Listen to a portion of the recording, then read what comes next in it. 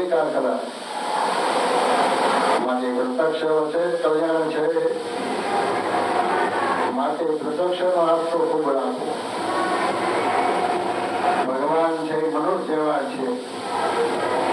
કામ, ક્રોધ, લોભ, મોહ, આશા, તૃષ્ણા, અહંકાર, છળ, કપટ, મારું પાકું, પોતાનું સુખ દુઃખ, માન અપમાન ઇત્યાદિ જેટલા તોફાન મનુષ્યમાં છે એટલા જ તોફાન ભગવાન કરે તો પણ કોઈ દિવસ ભગવાન મટે જ નહીં. ભગવાન તો ભગવાન જ રહીએ. કદાચ ભગવાનને વળગી ગયો ને આટલા તોફાન ભગવાનમાં હોય તો પણ નિશ્ચય જાય નહીં. નિશ્ચયના ત્રણ ભેદ છે, ઉત્તમ, મધ્ય અને કનિષ્ઠ. કે જેને ભગવાનનો ઉત્તમ નિશ્ચય થયો એના લક્ષણ શું? મન, બુદ્ધિ, ચિત્ત, અહંકાર, કામ, ક્રોધ, લોભ, મોહ, સત્વગુણ, રજોગુણ, તમોગુણ બધા વેગ છે આપણામાં, શરીરમાં, એ ભગવાનમાં હોય. પણ ભગવાનને છે તે બીજી રીતના છે. ભગવાન કે હું ક્રોધ તો કોઈ દિવસ કરતો નથી. શાસ્ત્રમાં ક્રોધ કરીને કોઈનું સારું થયું નથી. આ જીવે ક્રોધના પ્રણામ નઠારા છે. જેને ક્રોધ નો ત્યાગ્યો હોય એ કોઈ દિવસ સારું કામ કરી જ ન શકે. ભગવાન કે મારા સત્પુરુષને ભગવાન જયારે દયા કરે ત્યારે સત્વગુણ, રજોગુણ અને તમોગુણના વેગ છે એ શાંત પડે, બુદ્ધિ નિર્મળ થાય. એ બધી રીત ભગવાનમાં પ્રવર્તાવે.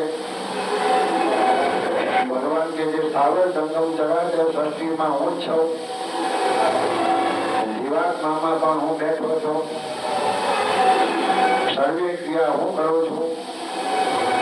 ભગવાન કે દેહ, ઇન્દ્રિયો, અંતર, સ્વભાવ, પ્રકૃતિ મારા જ છે, પણ મેં તમને આપેલા છે. એમાં જરાક જ હું મારું કામ કરવા ન માંગુ તો ભગવાન પોતે એમ કે છે આ આંખ દેખાય છે પણ છતાં ન દેખાય. એના દેવતાઓ ઘર ભેગા કરી દે એટલે કોઈથી ન દેખાય. કાનને એમ કહીએ વિરજા તું કાન, અવાજ માત્ર બંધ. પગને એમ કે નસ ફટી થઈ જાઓ, આજે ઉભો થઈ નો આગે. ભગવાન કે સુંદરી ભણે તને વળ ચડી ગયો છે પણ તું મૂકી દે તો મને ઓપી દે. આ દેહ તમારો, જીવ તમારો, હિન્દુ અંતર તમારા, સ્વભાવ તમારી, પ્રકૃતિ તમારી, માયા તમારી, હું તમારો. આ જનક વિજય જેવા એ કરી દીધું. સવારમાં ઉઠીને ભગવાનને દાંતણ મૂકે, પ્રભુ લ્યો દાંતણ આ તમારું. આ લુગડા છે મારા છે પણ એ તમારા છે, તમે પહેરાવશો પ્રસાદીને ટાઈમ કરીશ. મુગટ માથે તમારો છે સોનાનો, પણ મને પહેરાવો ત્યારે હું પહેરીશ. જેવી રીતે ભગવાન તમે મને રાખશો તો દાસની રીત શું? જેમ કેમ કરવું એ દાસનું લક્ષણ. દાસના દુશ્મન હરિકદી હોય ની જેમ કરશે એમ ઠીક કરશે. માટે ભગવાનના દાસ થાવું. દાસ ઉપર ભગવાન બહુ રાજી થાય છે. મારા કહેતા કે આ વાસ્તુ શાંતિમાં મેં બધાને ચડાવ્યા. પછી મારા કે ઓહો આટલા બધા દેશ પ્રદેશના ભક્તો ક્યાંથી આટલા બધા આવ્યા? મેં પણ કોઈ જોયા નથી એટલા ભક્તો અહીંયા આવ્યા. એને જોઈ બહુ રાજી થાવ છું. પણ આટલું બધું પરિવર્તન આવ્યાનું કારણ શું તમારામાં? આટલું બધું પરિવર્તન આવ્યું એનું કારણ શું? તો કે ભગવાનને મારા સત્પુરુષનો કોઈ દિવસ અવગુણ લીધો જ નથી. એના યોગે કરીને તમારામાં સાધુતાના ગુણ આવ્યા છે. એથી કરીને ભગવાન રાજી થાય છે કે તમે આટલા બધા મારા દર્શન કરવા આવ્યા. દેશ પ્રદેશમાં જઈને પણ સાધુ પણ વાંચે. ભગવાન કે છે મારો દાસ ગમે ત્યાં જાય પણ સુખ દુઃખ વેઠીને પણ મારી ભક્તિ કરાવે. મારું મનુષ્ય શરીર જીવને મનાય છે કે માયાનું છે. ભગવાન કે છે તમારું શરીર માયાનું છે પણ હું માનતો નથી. તમે બધા મારા અંશ છો. માયા પણ હું ટાળી દઉં છું. મારો યોગ થાય ત્યારે માયા રહેતી નથી. એ વિશે કપિલ ભગવાને ઘણી કથાઓ કરી છે. સ્વામિનારાયણ ભગવાને પણ વચનાત્મા લખેલું કે માતા દેવોથી કપિલ ભગવાનનું માયતમ સમજતા કેવું કે પ્રભુ અમારો ઈષ્ટનો હૃદય અમને કાંઈ સમજાય નહીં, પણ તમે આ ભાગવતની રૂઢી કથા કરીને આ શરીરનું નિષેધન કરીને નારી પણ તમે ઉડાડી દીધું, જીવને મુક્ત સ્થિતિ આપી દીધી, અહીંની વાસનાઓ નાશ કરી દીધી. મારી ઘેરે તમે પુત્ર રૂપે અવતર્યા, પણ હું તો એમ જાણું છું મારા પુત્ર નથી, કોઈ ભગવાનના સંત છો.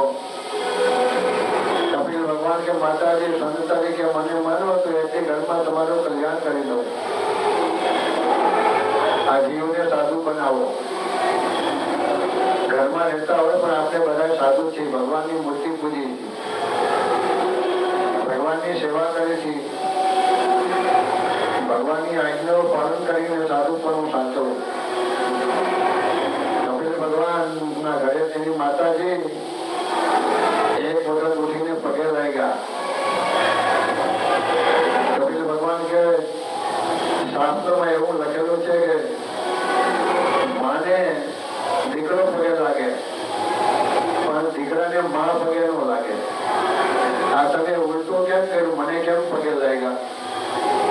તો કે તારી કથા સાંભળીને મારામાં જે દીકરા પણ હતું એ તમે નાશ કરી નાખ્યું, અને સાધુતાના ગુણવાળી વૃત્તિ, તમારા માયતમ વાળી વૃત્તિ એ મને સ્થિર થઈ ત્યારે મને એમ મનાડ્યું કે મારી ગીરી આ સાધુ રૂપે ભગવાન આવ્યા છે. આજે હું તમને પગે લાગી છું. ભગવાન પોતે એમ કે જે ઘરમાં રહેતા હોય એવો માયતમ નો સમજાય. તમે બે સાધુ ને સાધુ જ છો, પણ એકબીજાનું માયતમ સમજે તો કોઈ દિવસ અવગુણ ન આવે. પણ માયતમ ન સમજ્યા તો ઘણી પ્રકારના વચનો ઉપર અવગુણ આવતા જ હોય. એ અવગુણ આવ્યાનું કારણ શું? તો કે આ લોક ભોગ દેહ પક્ષપાત મારું પારકું સુખ દુઃખ માન અપમાન જીવમાં જણાઈ ગયા છે. જરા કે કઈ કઈ હશે એનો અર્થ બીજો થાય કે માન અપમાન થી ભગવાન કે કોઈના સારા કાર્યો થયા નથી. માયતમ જ્ઞાને સહિત નિશ્ચય હોય એનાથી જ કામ થાય.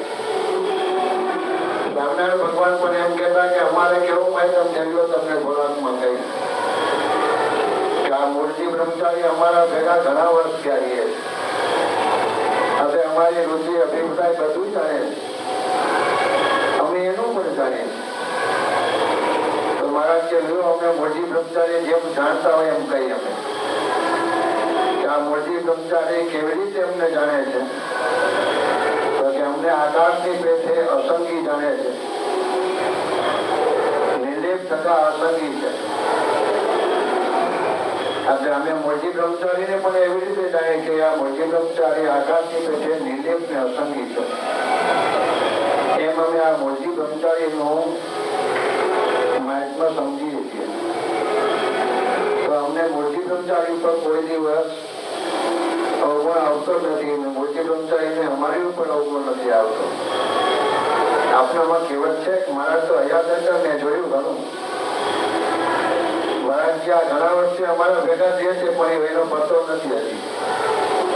ઘણા વહી ગયા તો ભગવાનનું કઈ નહોતું, ભગવાનનું રોવાનું આવ્યું નહીં. જેમ માર્ગ જોહરના ભાવ નથી. ભગવાને કોઈ એવા જીવની પડી નથી. અમારે તો દાસાનો દાસ થઈ અમારી ભક્તિ કરીને એવી જેવા જીવને પણ દુખે નહીં, એની પાસેથી રાજીપા લેવા લેવી છે.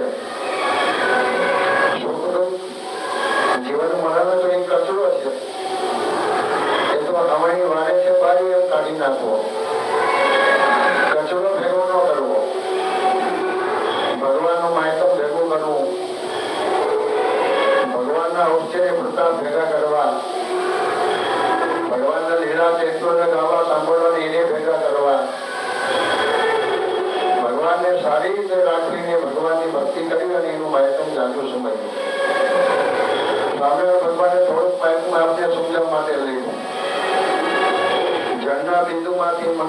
થાય ગાજવીજ અધર રાખી મેળ્યું છે. સૂર્ય ચંદ્ર ઉદય અસ્ત પણ આને પામે છે. પાણી વિનાનો સમુદ્ર જેની મર્યાદા નથી મૂકતો. જેના વરસાદમાં મેઘ વરસે છે. જેનું તારામંડળ અધર રાખી મેળ્યું છે. આ બધું કેનાથી થાય છે તો કે આ પ્રત્યક્ષ ભગવાન મને મળ્યા છે ને એના થકી જ આ બધું સર્વે થાય છે. એમ સમજાય તો આ ભગવાનનું મહેતમ સમજ્યા કહેવાય.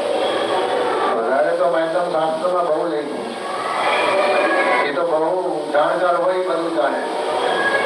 બીજાની કોઈની તાકાત નથી કે ભગવાનનું કેવું મહેતમ છે. સૂર્ય ચંદ્ર અગ્નિ એ બધા આપણા જેવા જીવ હતા, પણ ભગવાનને સંતોષનો અનુગ્રહ થયો ત્યારે બહુ મોટી પદવીને પામ્યા. સ્વામીની વાતો લખ્યું કે એક દિવસ આ સૂર્ય માથે જેવો જીવ હતો,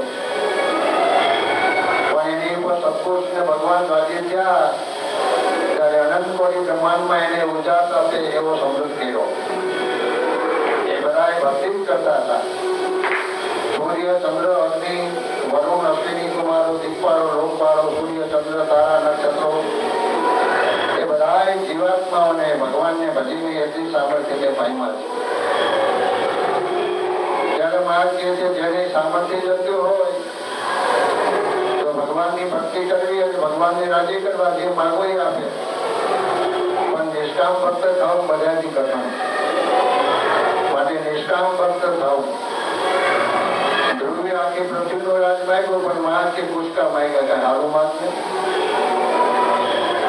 અંબરીશ રાજા એવા મોટા મોટા રાજાઓ ત્યાં ભગવાન પાસે માગ્યું બધું, પણ ભગવાન કે આ કચરો નો માગવો, માઇક પદાર્થ નો માગવો.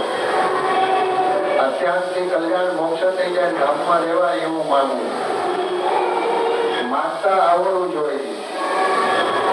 આ દેહ ક્ષણભંગુર છે, નાશવંત છે, નાશવંતમાં પ્રીતિ બહુ છે. એને જરાય એમ ન કહે ભાઈ તું તમે આવા છો એમ. કેટલા વર્ષ મારા ભેગા છો મારો સેવક, 40 વર્ષ મારા ભેગો રહ્યો, પણ કોઈના ઉપદેશ લેવાથી મારો દ્રોહ કાયમ ચાલુ રાખે મારી પર. મને જાણવા નથી. સાયન્સ પર ખીચડીમાં એક મોટી કાંકરા નાખી પછી સ્વામી ખાવા દે અને જીભને કાઢવા પડે. સ્વામી કે ભગવાને આ ટુકડો કેવો કર્યો છે એને કાઢવું પડે, આપણે ઉપદેશ દેવાનો પડે. ઉપદેશ દેવો પડે જીભને કાઢે. એ જ્ઞાન ઇન્દ્રિય છે તેને ખબર છે મને આ કચરો આવ્યો, માટે જીભને એમ થાય કે આ કચરાને કાઢવો મારે કાંકરાને. ત્યારે કાઢી એને આ સત્યનું નિરૂપણ કર્યું છે. એ ભગવાનનું રહસ્ય સત્પુરુષો સમજે છે. આ શરીરની અંદર 51 દોષો છે, 51 જણા છે. એ એક પછી સર્વનું કામ કરે છે અને કામ કરે છે આ લોકના પદાર્થ વાર્તાઓ ભેગી કરે, પણ એ ભગવાનમાં જોઈ નથી થતો.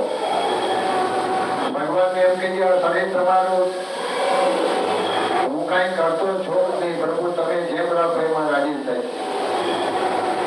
ભગવાન કે મારું છે તું મને સોંપા તો તારે ક્યાં ચિંતા રાખવાની જરૂર છે.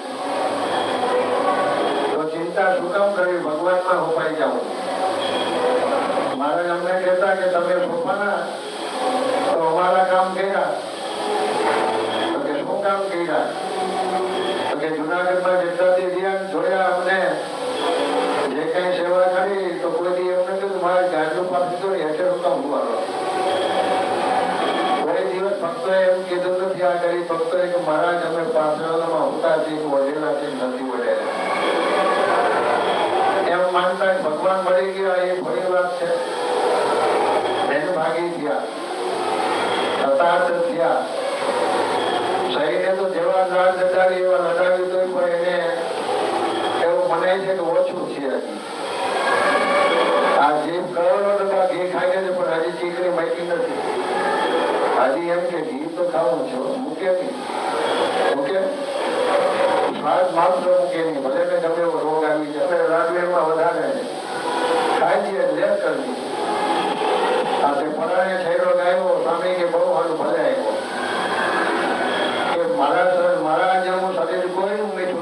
તારે તું તારે રે આયા મારા ઘરમાં એમ કરી છેડોને રાખ્યો અને ભગવાનની ભક્તિ વધારીને પછી છેડો રોવા માંડ્યો કે હાલો આમાં ઘરતા કરાય કે પણ આ ભક્તિ વાળા માણસ છે એ ઘરકારતા નથી હું ખાઉં છું તો ભગવાને વિચાર કર્યો કે આ મુક્તાન સામે હવે હેસાસ્વાદમાંથી પ્રીતિ ઘટી ગઈ છે ને હવે હાવ નિર્વાસની થઈ ગયા અંદર લુખા થઈ ગયા કાંઈ અડે નહીં એવા પછી મહારાજે કીધું કે હવે વહેલે ના કરો મારી નાખ્યું તમે હવે એનામાં દોષ રહ્યા નથી એમ ભગવાન કે જે ભગવાનને સંતોષ છે એ કોઈ દોષ રહેવા દેતા નથી આ જીવ ખારા દૂધવા જેવા છે પણ સમુદ્ર વરાળ રૂપે વાદળા કરી મીઠું પાણી કરીને મેઘ સસ્તીમાં કરે છે આખી સસ્તીમાં એમ સંતોષો ખારા જેવા જીવને ઉપદેશ આપીને ભગવાનના મુક્ત બનાવે અને ધામમાં તેડી જાય છે જયારે મનુષ્ય ભગવાન હોય મનુષ્ય એવા જે સત્પુરુષો હોય એને મન હોઈતું હોય તો ભગવાન કે અત્યારે જ ભગવાન ઉપાડી જાય એમની ઉપાડી જેવા છે બધા પણ મહિમા જણાતો નથી સ્વામી કે 40 વર્ષ અમે જુનાગઢ મંદિરમાં રહ્યા ત્યારે બીજા માણસો અમને એમ કહેતા કે જુનાગઢ નો હવે પડી ભાગમાં સપના ભગવાન રહી ગયા ઘણા મનુષ્ય એમ કહેતા કે હવે મહારાજ અનાદિ શ્રી કૃષ્ણ ધામમાં ગયા ફુલવારીનું પડી ભાગવાનું પણ સર્વોપરી આ ફુલવારી સર્વોપરી એના મુક્ત પુરુષો એ ભગવાન ધામમાંથી જ એવા છે રામચંદ્રજી ભગવાન હતા ત્યારે પણ તે વૈકુંઠમાંથી લેવા હતા હરેક અવતાર પૃથ્વી પર પોતાનો સાથ લઈને આવ્યા છે એ સાજે બધાએ કામ કર્યા છે આ પૃથ્વી પર જેટલા જીવ ભજે છે એ સાજવારે ભજાવ્યા છે જયારે આ 24 અવતારના રૂપો આ પૃથ્વી ઉપર પૂજાય